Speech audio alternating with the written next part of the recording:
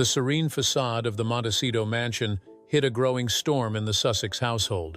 Meghan Markle, 43, had always been the rock for Prince Harry, 40, through the turbulence of Megxit, palace feuds, and their new life in America. With Archewell thriving and their children, Archie, 6, and Lilibet, 4, bringing joy, the couple seemed unbreakable. But lately, Harry's demons had resurfaced: PTSD from his military days, resentment toward his family, and the pressure of their public life had turned him volatile. "You're always on edge," Meghan said one evening in their sunlit kitchen as Harry paced, ranting about a tabloid story.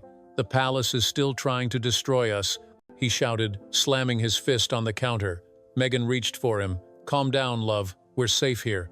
But Harry's anger boiled over. He grabbed her arm roughly, yanking her closer. "Safe? They're everywhere."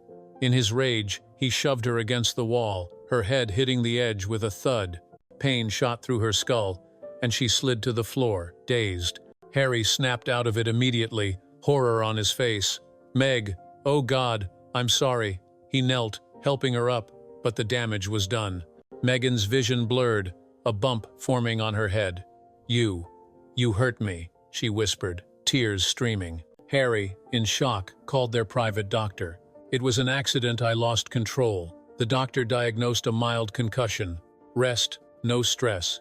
But the physical pain was nothing compared to the psychological toll. Meghan, who had endured racism, threats, and media hounding, now felt unsafe in her own home. "How could you?" she cried that night, locked in the guest room. Harry begged through the door. It was the anger, the PTSD. "I'll get help," but trust shattered. The incident haunted Meghan. Nightmares plagued her. Harry's hands turning violent, the palace laughing as she fell.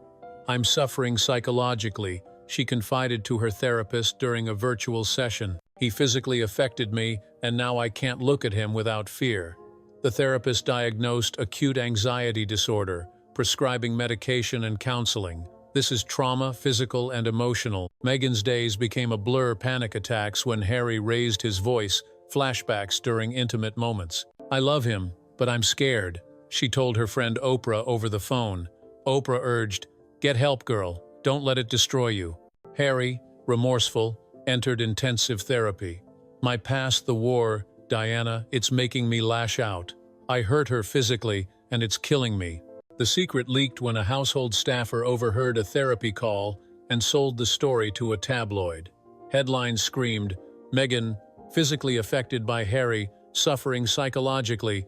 Social media exploded. Number Harry abuse trending, fans in disbelief. "Not Harry. Numbers stand with Meghan." Others defended. "Accident palace smear." The palace issued a statement. "We are concerned and offer support." King Charles III, 76, called Harry, "Son, if it's true, seek help." William, 42, texted, "Brother, what have you done?" Kate, 42, reached out to Meghan, "I'm here if you need to talk." Meghan's suffering deepened with the exposure. Paparazzi swarmed the gate. "Meghan, is Harry abusive?"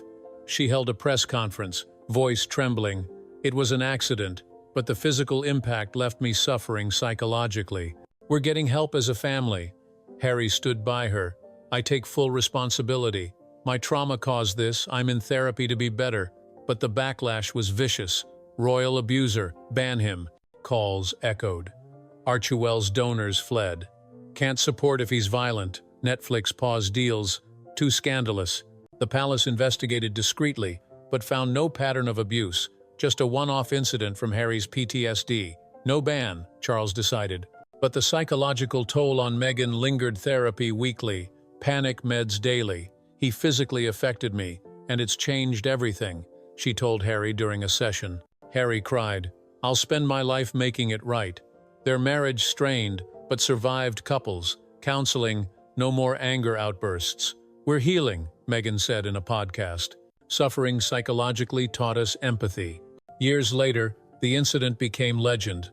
A Duchess physically affected, suffering psychologically, but rising stronger. Harry's book, Healing from Trauma, helped millions. "My anger hurt her, now I help others." Meghan's foundation for abuse survivors boomed. "From suffering to strength," the slogan read. The palace reformed mental health support for royals. The shock awakened change, William said. As Lilibet turned 8, the family celebrated. The physical incident, once devastating, became a turning point, a tale of anger, pain, and redemption. The fallout's ripple effects were profound. Global media frenzy, talk shows debated royal abuse, fans boycotted palace events. If Harry's abusive, reform. Meghan's hospital stay wait, no hospitalization, but therapy made headlines. Duchess suffering psychologically. Harry's investigation into his PTSD revealed palace neglect. They knew and ignored. Charles apologized. Sorry for the past. The story concluded with their vow renewal, from physical pain to psychological peace. The suffering, once ruinous, became a lesson, a duchess's trauma, a prince's regret, a family healed.